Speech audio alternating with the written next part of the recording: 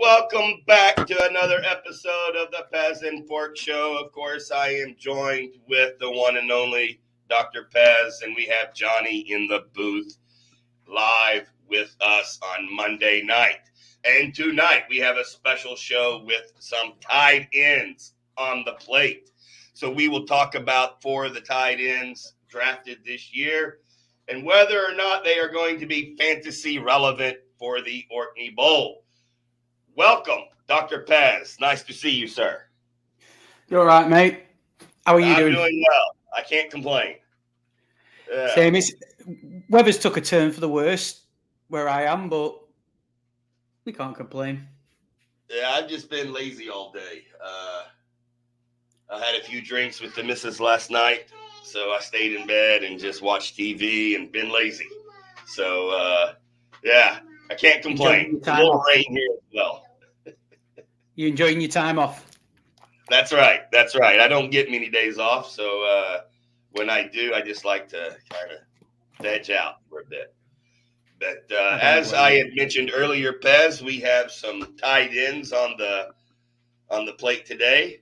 Are you a tight end guy in fantasy, or do you usually kind of it's a tight end? I am in the Orkney Bowl now because of the scoring. It makes the tight end position a bit more. You got to take a bit more notice about what the tight ends are up to with the extra half PPR point with the way Johnny set it up. But usually, in some of my home leagues with my mates, I'm very much just blind on. I'm waiting for Kyle Pitts to just have one good season, and then I'll never draft him again. But yeah, I am normally a later tight end guy. You got me choked this year, though. Yeah, I think this year I might go a little bit higher on a certain tight end that seems to be dropping a lot further down than what I think. But just in case anyone's in my league who's listening, I ain't saying his name. You're not going to mention. Nope. Yeah. You know, the one thing that I have noticed that we're not going to talk about him in this show, but Hockenson appears to keep being drafted early, even though he's going to miss half the season. And, well, yeah. I'm quite surprised to see a lot of people drafting Hockenson in the first 7 or 8 rounds of these drafts. But such as it is. But I do agree that tight ends typically are not fantasy relevant in the old ESPN leagues. But certainly with PPR and the Orkney Bowl, they are worth talking about. And Johnny, let's cue up the first tight end we have tonight. So the first one we have drafted by the Kansas City Chiefs, round 4, pick 31, is Jared Wiley. Now, again, as is typical, every year, tight ends kind of go under the radar. And this guy here, he really went under the radar.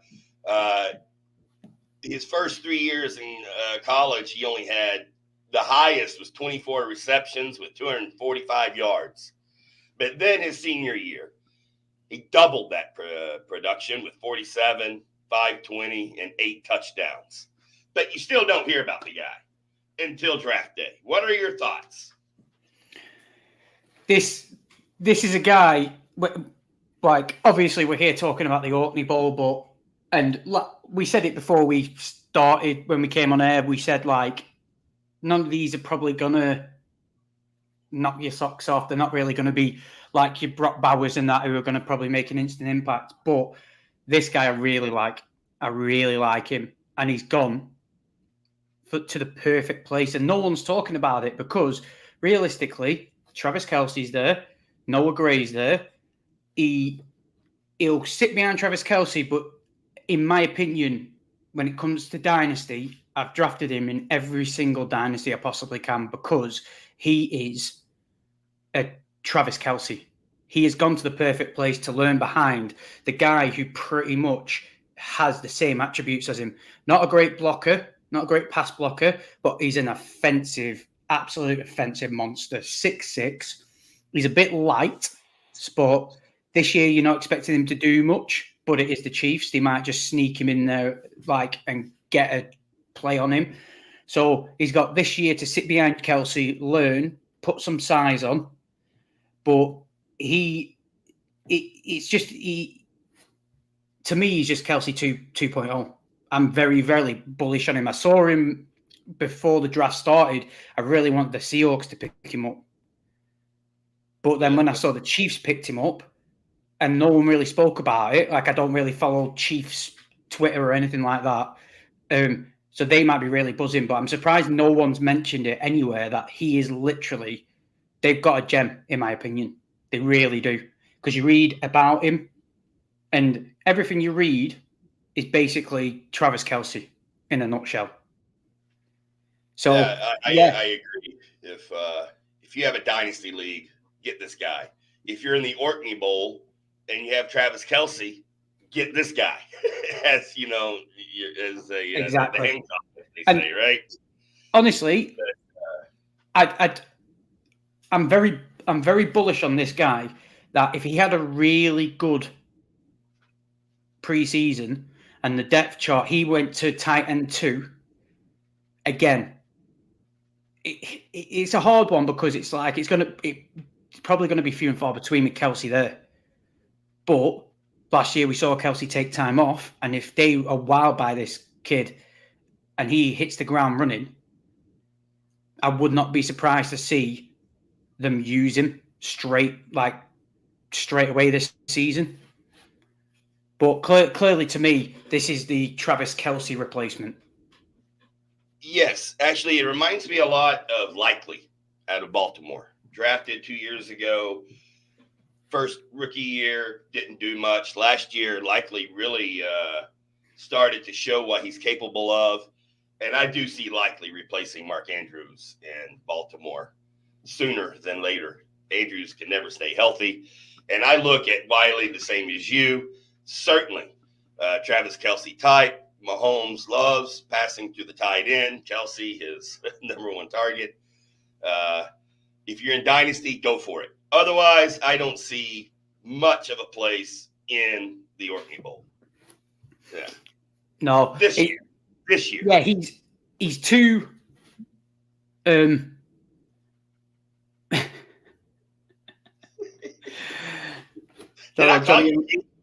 Yeah, I think he called me she. Like, oh my gosh, I'm so sorry. Not you.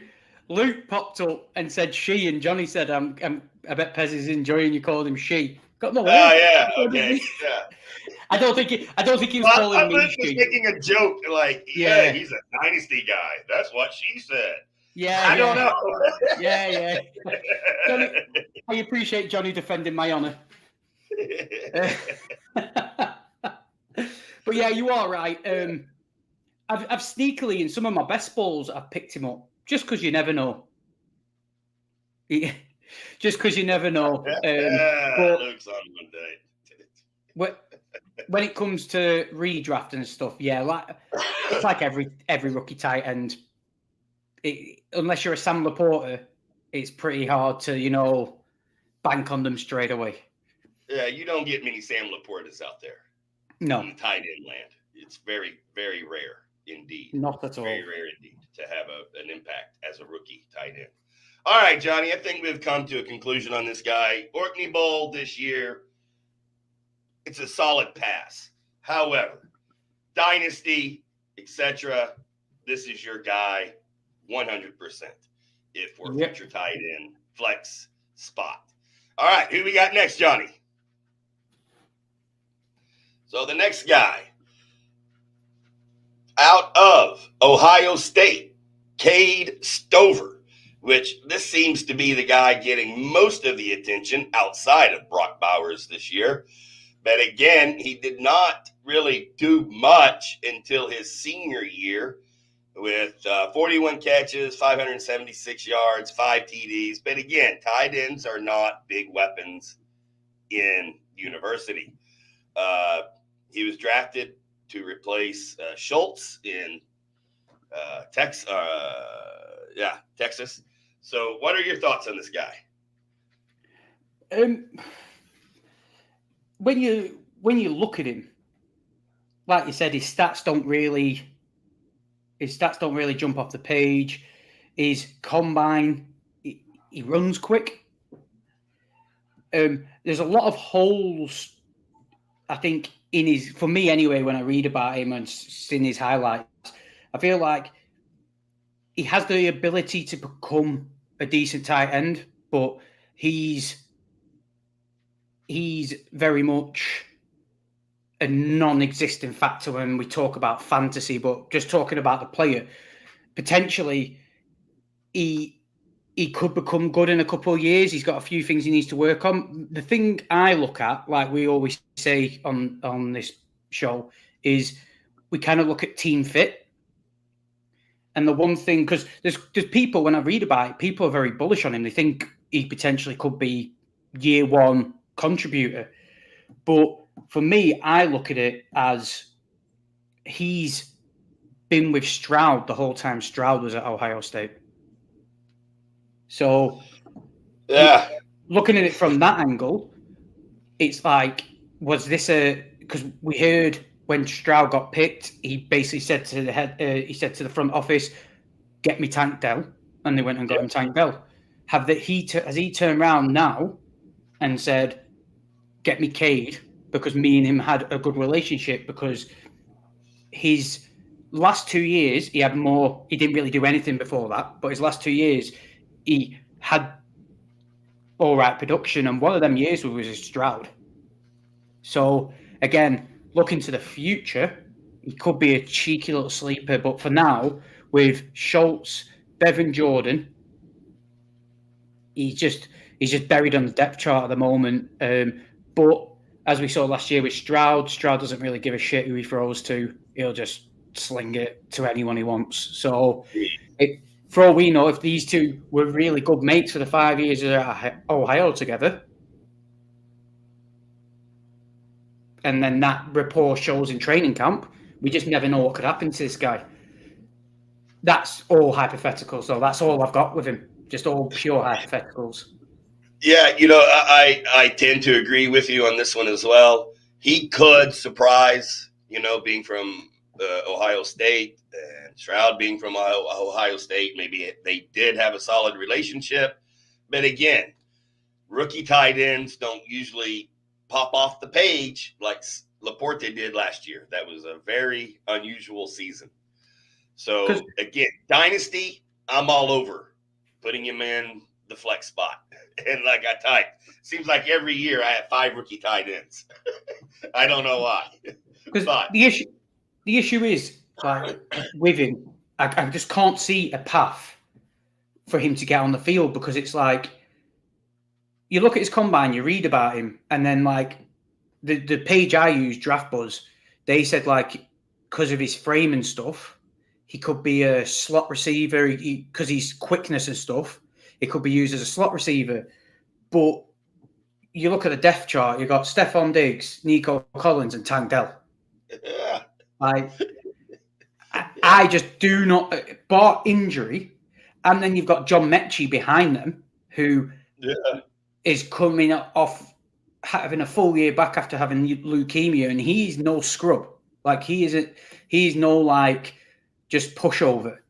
He comes from that Alabama team who just had absolute dominant receivers. So, yeah, he has attributes, but definitely one for the future. Like you said, Dynasty, chuck him on your taxi. And then hopefully, if Schultz moves on next year, he gets up the chart, and then we just see what happens from there. Exactly what Luke said here. The only reason I would probably draft this guy in the Orkney Bowl is if I had Schultz. And even then, I wouldn't feel too particularly happy that I would be having to play the guy, But then they've got Bevan Jordan, who was a really good tight end coming out himself. So, yeah, it's got to be interesting to see.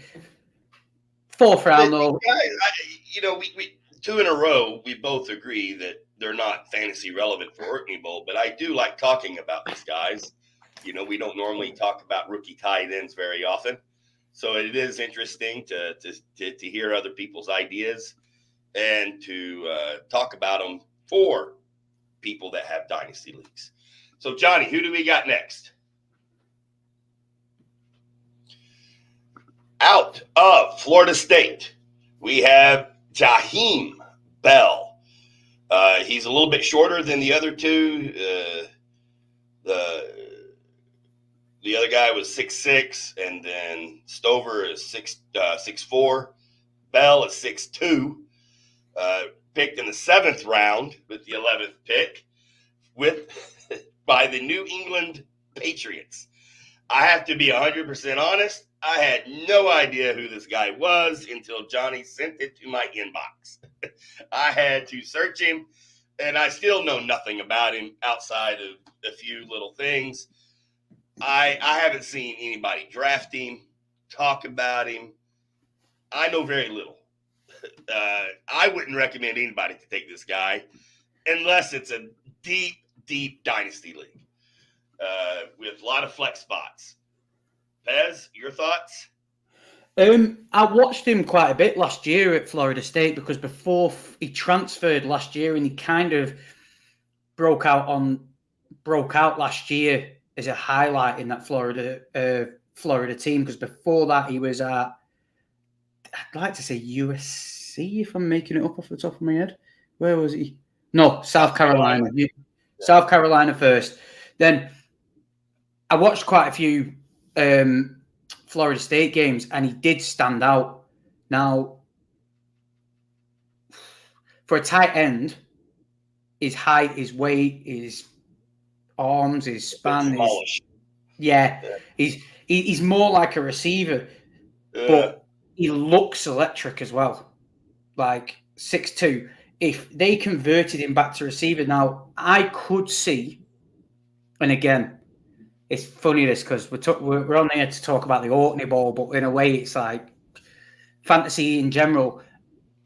I'd be more, except for Wiley, because I'm really high on him. This guy's my second guy in Dynasty, because really, you look at the Patriots depth chart.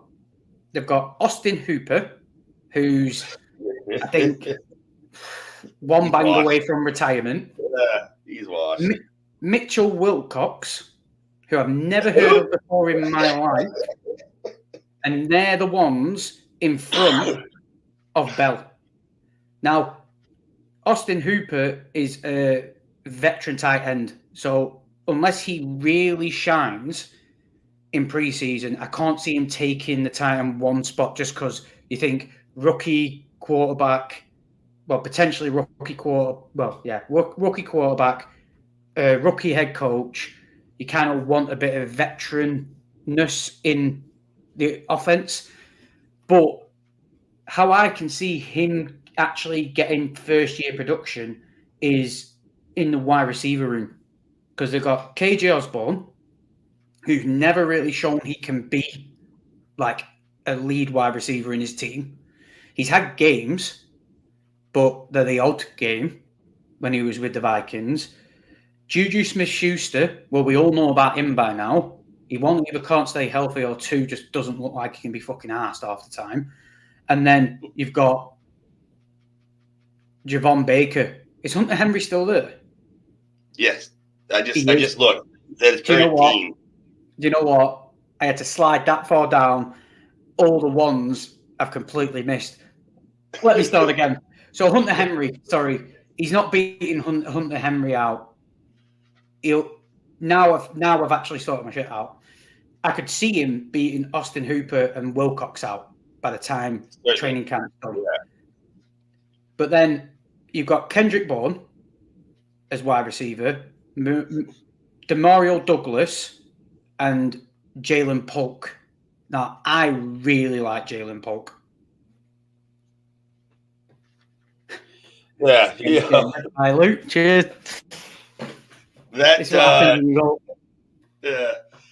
there's nothing about that New England offense that makes me want to draft anyone from that team. No one, not even the running back. No, I'm staying away from them all. And a rookie tight end is going to be very far down the list of a New England Patriot that I would be drafting. That offense is offensive, and they have a defensive-minded head coach. It's going to be worse next year. New England is going to be one of the worst, if not the worst teams in the NFL. Thank you, Bill Belichick. Yes. I totally agree with what you're coming from, but that's where I think Ramondre Stevenson's going to have a really good year because the defensive head coach and he's going to play so safe on offense. Yeah, could be. Just to reply to Luke, this is why I don't do live podcasting because I normally do something stupid. Yeah. Like that whole conversation I just had then. But now I've sorted my shit out. He's like Titan 4 on the depth chart, Bell. I think he'll go higher up. The thing, what you said there, you are right in what you said. It does look, you look at it and think it fucking stinks. But that's why you just don't know. Like, he could ascend himself and they could transfer him back to wide receiver, He could have a good connection. Came out of nowhere last year. You never know. With Brissett, Drake May, he could have a good relationship with Drake May, and then Drake May takes the starting job. You put the safety valves on the, as I call them, you put the safety valves on the pitch to help a rookie out. You know what I mean? So, but you are right. They're going to stink. We're all going to enjoy it. I had Drake May as my number one pegged QB bust.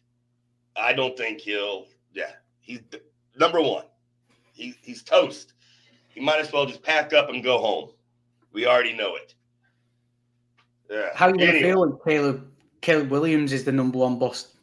Yeah, who knows? You're right. I mean, the Bears, I think they're the only NFL team that's never had a 4,000-yard passer or something like that. I mean, how can they not have a 4,000-yard passer? I don't like their head coach. Just a quick, whilst we talk about it, I don't like that Eberflus. I don't like him either. I don't get it. I like about You have Justin Fields. You find out what works with him. Then the next season go, no, I want to do what I want to do. So I'm going to make you do something you're not good at. And then go, oh, shit, that didn't work. We'll go back to what you were good at. And then he starts playing well again. Like, I wouldn't be comfortable with that with a rookie, no matter how good you think he is. Everyone's saying he's the second coming of Patrick Mahomes. Patrick Mahomes sat for like a year. Yeah. Behind Alex Smith, he learned. Exactly. I'm a big proponent of letting rookie QBs sit and learn. But, I think the NIL is going to change how rookie quarterbacks go into the league. They're going to have $2 or $3 million in the bank, and they get drafted by the Bears, and they're going to say, you know what? I'll just sit out and wait until next year. Quarterbacks don't want to play for the Jets. They don't want to play for the Panthers. They don't want to play for the Bears. These are QB killers. Well, this might be. We'll get Johnny to make a note, and this might be a good show. Yeah. Like in the later weeks when we're running out of things before the season starts. Yeah. We'll talk about that, but we'll get back to the tight end. Johnny, in your notes. We'll read the last one. All right. The last one, which I think quite possibly makes Johnny happy, might be the one that is capable of being the biggest fantasy impact. Theo Johnson, there's not really much ahead of him in the depth chart. He's got big size, 6'6", drafted in the, 4th round, 7th pick. I could see him being, 8 to 12 in the QB land, possibly, if the Giants are playing well offensively. What are your thoughts? I like him, me. I I've drafted him. I've drafted him in a lot of my early drafts. What I've done so far, because I just look at the depth chart now. They've got rid of what's his name? I can't remember his name before the Waller? show. Waller's just retired. Daniel Bellinger can't stay healthy. Like for nothing. He's not relevant. No one's playing the guy. This is where my conversation about where I can see this guy getting instant production to help that offense, like I was going on about Belly's, their wide receivers, Malik Neighbors, obviously the one. Then you've got Slayton, who is all right, but he can't stay healthy. You've got Wan'Dale Robinson, who he has all the attributes to be great, just never really used. You've got Jalen Hyatt behind him. But then after that, you've got you listen to them names and you're just like, the way Theo Johnson plays, Theo Johnson could easily beat one of them out and just play as a receiver. You know, his attributes is look at his combine testing. It's like 4.57, 92%. He's 10-yard, 155, 93%. His vertical, his broad, his shuttle, his hand span, height. He needs to put some weight on, but that's where I think if Bellinger can be healthy and plays your traditional tight end, and you play two tight end sets a lot to help Daniel Jones with, offensive production to keep the ball moving, this is where you could find him being kind of used in the slot and just dump offs. And then he's got the speed, he's got the short speed to then take a dump off 10, 20 yards. You know what I mean? Like, he's one I am definitely keeping an eye on through the preseason, because out of all of these, he's one I'd actually draft in the Orkney.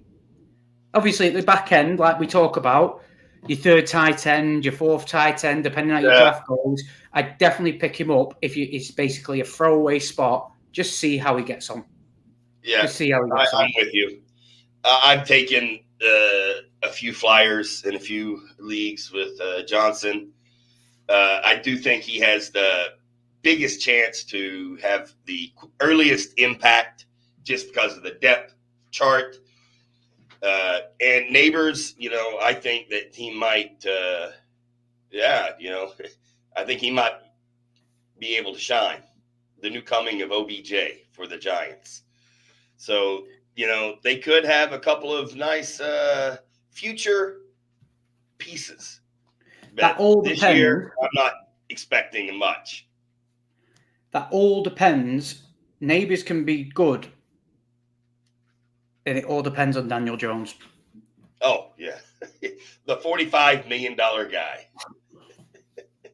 Fucking embarrassing, isn't it? But that's why we like to laugh at the Giants. Go Giants. So right now, I'm happy they're in my division. Yeah. Easy pickings, eh? Sorry, Johnny. Come on and start shouting at us soon. We've got to be careful.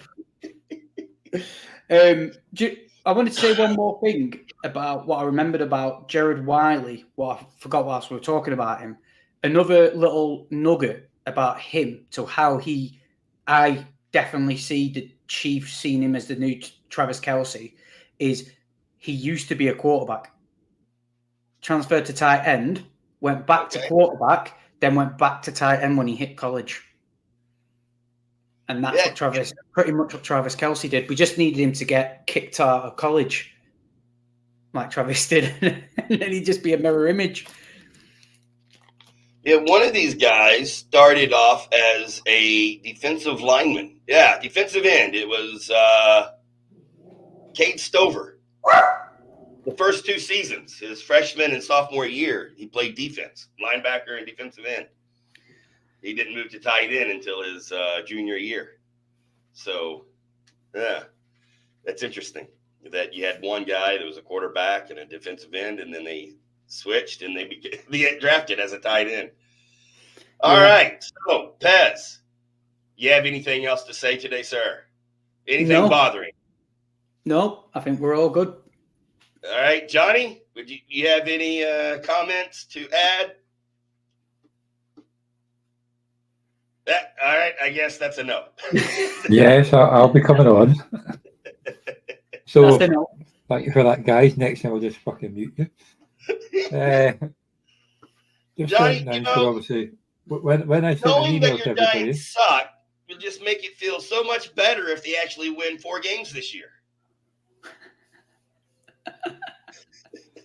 yeah. You can say, "Oh, I'm so proud of them. They won 4." It'll be the well, they Cowboys. usually beat Washington twice, so there's 2. Anyway, If anyone's still watching, before we start, if anyone's Luke, still watching, EW Kicks, good to see you. Yeah, Luke And and Luke, when he's here. chuck your top 4 in. Yeah, of these rookie tight ends. Yeah. Yeah, he got Luke and Ewan. Oh my. Let's see. I think I'd have to go. Let's see. The chat's all over the place because EW Kicks' comments come in and then Luke's answered it for us. Yeah. Backwards. But anyway, so are we doing it for the Orkney Bowl this year, or are we doing it for what we think the overall production will be in the future? Overall, future and everything, yeah. Yeah, I think that's for this one. It's better. Tight ends are always hard, aren't they? This would be for the Orkney Dynasty. I'm a Seahawks fan. This would be for the Orkney Dynasty Bowl, which is the same scoring as the Orkney Bowl. So there you go. Yeah. So I typed mine in there, so you can see it. Who you got? You can see it. Yeah. Well, I didn't know if I was waiting. Anyway, yeah, I would go with Wiley, Stover, then Johnson and Bell in that order if I was putting these guys as a flyer in the future dynasty type tight end. Yeah. Luke has Johnson ahead of Wiley. I'm surprised. But who do you got, Pez? Overall, I'd say, even though I really like Wiley, looking at instant impact and long term, I'd have to go Johnson. Okay. Yeah, well, Johnson's quite popular. I have to go Johnson, Wiley, Bell, Stover. No, do you know what? I'll go Stover, Bell, because I'm going to go with my Stroud, Stover combination of spending so many years together, and then he's got drafted by their team. EW Kicks, we're talking about just long term because of tight ends. He's not going to make impact, but I just think he's Travis Kelce's replacement, and that's why the Chiefs went and got him. That's why I say he's so high. But I think Theo Johnson's the main one. Dynasty, and probably if you have space in your team's built, especially like the Orkney Bowl, if your team's built, then there's no reason why you can't chuck a flyer on him and just keep hold of him and see how he does. You can easily cut him, can't you? You can store him, whatever. But with that mix mash of receivers and no one can stay healthy, you could see Theo Johnson just get him straight away. Certainly. Yeah. He has the best chance of being the impact immediately of the other 4 or 3. I agree. The other thing you've got to look at as well with the Giants team is Devin Singletary, Eric Gray, Tracy Jr., and Corbin. That must make you feel really happy about yourself, Johnny. But on the flip side to that, you have Wan'Dale Robinson and Jalen Hyatt, who you could easily use with their speed in some sort of mishmash running play style thing. What then could give Theo Johnson more reps in a receiver's position, anything like that. So immediate impact, Theo Johnson's got to be the number one. I agree. I can see that happening. So, Johnny, I promise not to step on your toes again. Do you have any comments to add before we go off What's air? your top Well, four? no, I just, what's that? My top four will be Yeah. Johnson, Wiley, Bell, and Stover. Biased. Of course, Johnson will be first, won't it? Yeah. Well, Well, will I be mean, because you've got Johnson to it starts first soon on as well. everyone but mine. So Yeah. But yeah, Yeah. As I was about to say, we have 94 of the 96 have paid for this year. But obviously, I did send an email a while ago with a video that nobody watched. So this year, there will be trading draft picks. But it won't be happening until everybody pays. So you can trade before the draft. okay. Obviously, they'll have to notify me when it happens, so I can keep track of all the divisions because I want to keep up. 3 people Yes. have not paid. I will name them on air next No. week with your home 2 details people- and phone number. And No, actually, two people have don't not paid, and I have been in contact with them, so they're having trouble with team stake, which is a pain in the butt usual. But they will be. They Do you will say be send sorted by an the end of the email? year. A video that? email. Do you say you sent a video I email? sent an email to everybody months ago, and there was a video on it for people to watch. Welcome to year 2, and an announcement at the end of the video that obviously hardly anybody watched. Oh, right, yeah. I remember that. Yeah, that one you didn't watch. Yeah, because when I did the poll at the start of the end of the year, a lot of people wanted pre-trade drafting. Obviously, the drafting won't start till everybody pays. I've not got And it. obviously, I'll I'm on have you holiday in know. a couple of weeks. Well, it did go to you, so yeah. Well, Yeah. Luke obviously believes you. So there you go. That was the announcement that there will be trading beforehand. Obviously, if it's completely ridiculous, it will get overturned. But any trades that go to, just tag me in it or send me it so we can make an announcement in the league to everybody what's happening. And obviously, we can keep up to date if any crazy ones happen here. I don't have that email, We Johnny. don't know how it's- I've checked it was Orkney sent Bowl. about 5 months ago. Yeah. I've literally, from Orkney Bowl and then your personal email, all I've got is StreamYard invites and welcome to the Orkney Bowl in 2022. Yeah. But he But posted the video. Now, I will admit, I had to be shamed into watching the video. The as video well. is all, the video watch is it, also and 2 on weeks later, YouTube. Johnny shamed me, and then I watched it. P45's in the Video post. is, so if you did actually, it's actually on YouTube in the subscription page too. So yeah, so never mind. There you go. Well, there you go. Yeah, who That's a wants hot take CMC? for you. Every Right. year I predict he's going to get injured. Usually I'm right, but last year I was Well, we not. say that So every year, but last year he here wasn't. I'm predicting he's going to get injured. Stay away from CMC. He's got the, what is it? The curse, the Madden curse. Yeah. Well, there's that one Oh, too. yeah, he's on the Yeah. cover of Madden this year. That's right. Yeah, and look what it did to Peyton Hillis, man. And OBJ. Fell off the map. Yeah, he's got the Madden curse. All right, so my grandson is dancing for me. He's wanting my attention, so we're going to sign off of here. Johnny, thank you for a great show behind the booth. Pez, as always, great insight on the players. Thanks, everybody, for tuning in. Until next week, later. See you.